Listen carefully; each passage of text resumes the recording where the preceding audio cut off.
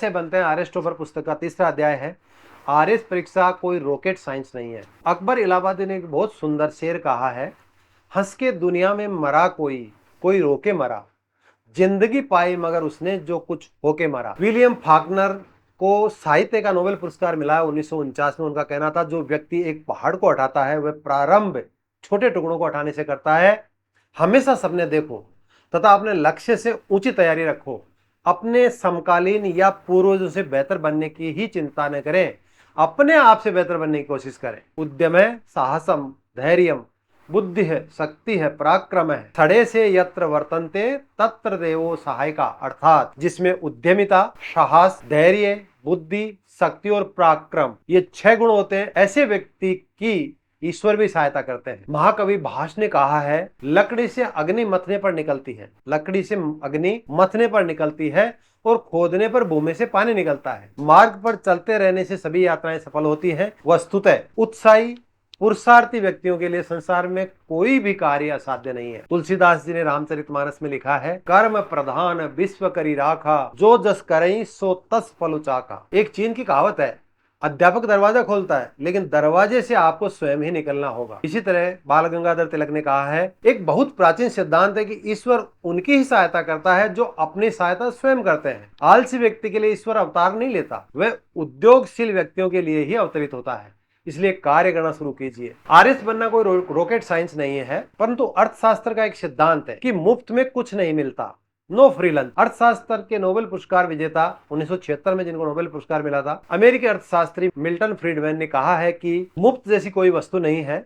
प्रत्येक वस्तु या सेवा जो चाहते हैं उसका उचित मूल्य चुकाने पर ही वह वस्तु या सेवा मिल सकती है। जब चंद्रगुप्त मौर्य को धनानंद की बेटी दुर्धरा से प्यार हो गया और नजदीकियां बढ़ने लगी तो चाणक्य को पता चला। चाणक्य ने चंद्रगुप्त को कहा कि वह दुर्धरा से दूर रहे। इस पर चंद्रगुप्त ने चाणक्य से कहा कि काश भारत के सम्राट बनने के लिए इतने त्याग, बलिदान व समझौते न करने पड़ते तो क्या होता। तो चाणक्य ने इसके जवाब में कहा कि अगर ऐसा होता तो भारत का प्रत्येक व्यक्ति सम्राट होता। इस दृष्टांत से ये सीख मिलती है कि सफलता के लिए कीमत चुकानी पड़ती है और बड़ी सफलता के लिए बड़ी कीमत। आरएस की सफलता भी एक बड़ी सफलता है। इसके लिए भी हमें एक उपयुक्त कीमत चुकाने के लिए तत्पर रहना चाहिए। यह मूल्य चुकाने का सिद्धांत आरएस में सफल होने के सिद्धांत पर भी पूर्णतः लागू होता है, परंतु यह मूल्य कहां, किस रूप में, कब, कैसे व कितना चुकाना है, अत्यंत महत्वपूर्ण प्रश्न है। डरो मत, उपाय है। इन प्रश्नों का उत्तर करीब 10,000 वर्ष पूर्व हमारे महान ऋग्वैदिक ऋषियों ने ढूंढ निकाला था। ऋग्वेद का एक मंत्र है, स्वस्ति पंथाम अनुचरेम, जो निर्देश देता है कि कल्याणकारी मार्ग पर चले। कल्याणकारी मार्ग वह है जो अधर्म से धर्म की ओर, असफलता से सफलता की ओर, अज्ञान से ज्ञान की ओर, असत्य से सत्य की ओर तथा मृत्यु से अमृत्व की ओर ले जावे। जब महाभारत के वन पर्व में युधिष्ठिर से यक्ष प्रश्न करता है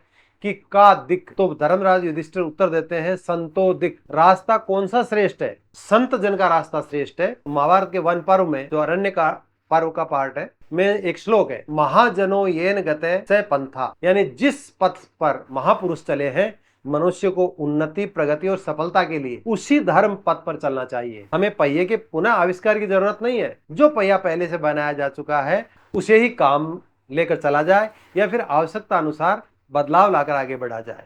यही आरएस की परीक्षा में सफलता प्राप्त करने का मूल मंत्र है। हमें उस रास्ते को यथावत या आवश्यकता अनुसार संशोधन कर इस परीक्षा में सफल होने के लिए अपनाना चाहिए, जिस रास्ते में चलकर पूर्व में जो आरएस बने हैं, जो सीधी भर्ती से आरएस में चयनित होते हैं, उनमें से सभी अधिकारियों में काफी घटकों यानी फैक्टर्स की समानता होती है, परंतु कुछ कुछ कारक प्रत्येक सफल आरएस में अलग व विशेष भी पाए जाते हैं जो उन्हें दूसरे अधिकारियों से अलग करते हैं। सफल आरएस अधिकारियों द्वारा अपनाया गया रास्ता ही इस परीक्षा की तैयारी के लिए वह रास्ता है, वह पथ है जो मंजिल तक ले जाने में सहायक व श्रेष्ठ है। आदि शंकराचार्य ने भी विवेक चूड़ामणि में वर्णित किया है कि सफलता व मंजिल पाने का मार्ग वह है जो साधुओं ने, सज्जनों ने, संतों ने लक्ष्य प्राप्ति के लिए अपनाया है। यहाँ एक अत्यंत प्रासंगिक संस्कृत सूक्ति प्रस्तुत है। माँ भैष्ट विध्वंस तव नास्ति नाश है, संसार तरेण अस्तु पाय है, ये नैव याता यत यो यस्य पारम तमेव मार्गम तव निर्दिशामि। अर्थात हे विद्वान, तू डर मत, तेरा नाश नहीं होगा, संसार सागर से तरने का उपाय है। जिस मार्ग से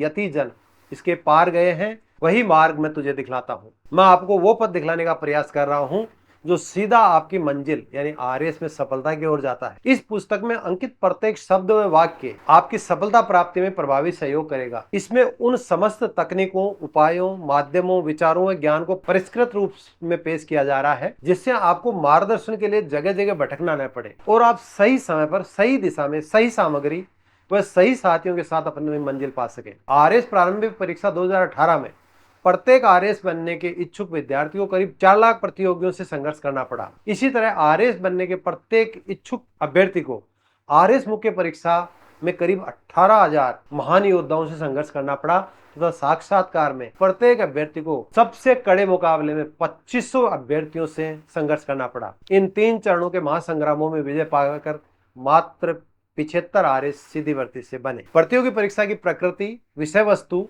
व उद्देश्य विश्वविद्यालय की परीक्षाओं से काफी भिन्न होती है। मैंने भी काफी संघर्ष कर राज्य की सर्वोत्तम राज्य सेवा में सफलतापूर्वक 1999 में प्रवेश किया था। मेरी 4थी रैंक थी। लिखित परीक्षा में मैं सेकंड टॉपर था।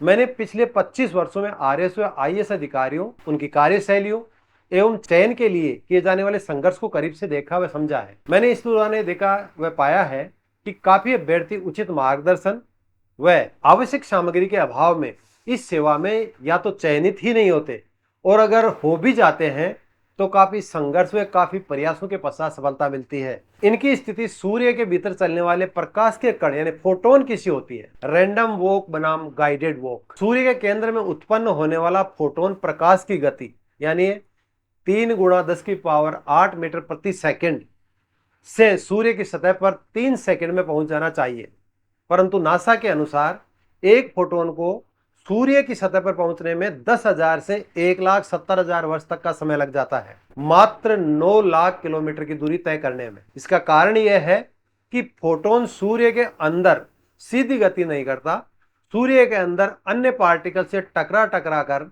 यह रैंडम वॉक करता हुआ सूर्य की सतह तक की दूरी तय करता है। यह रैंडम वॉक दिशाहीन होती है, या यूं कहें कि किसी अपेक्षित दिशा में न होकर किसी भी दिशा में हो जाती है।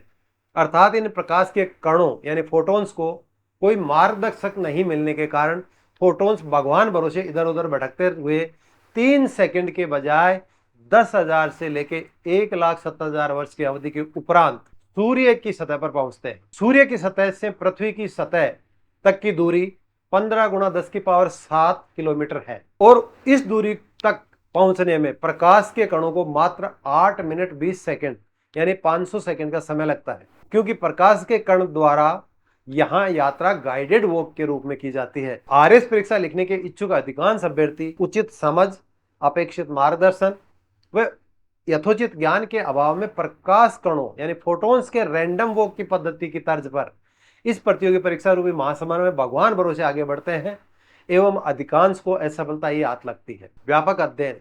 आरएस बनने के इच्छुक इन विद्यार्थियों को समय पर उचित व सही मार्गदर्शन प्रदान करने हेतु मैंने एक विस्तृत व गहन अध्ययन किया। इसमें करीब 250 सीधी भर्ती से चयनित व वर्तमान में विभिन्न पदों पर राजस्थान में कार्यरत आरएस अधिकारियों से विभिन्न प्रश्नों से संबंधित सूचनाएं एकत्रित की गई। इनमें आरएस के नए पैटर्न से चयनित बैच 2017, 2019, 2021 के आरएस अधिकारी सम्मिलित हैं।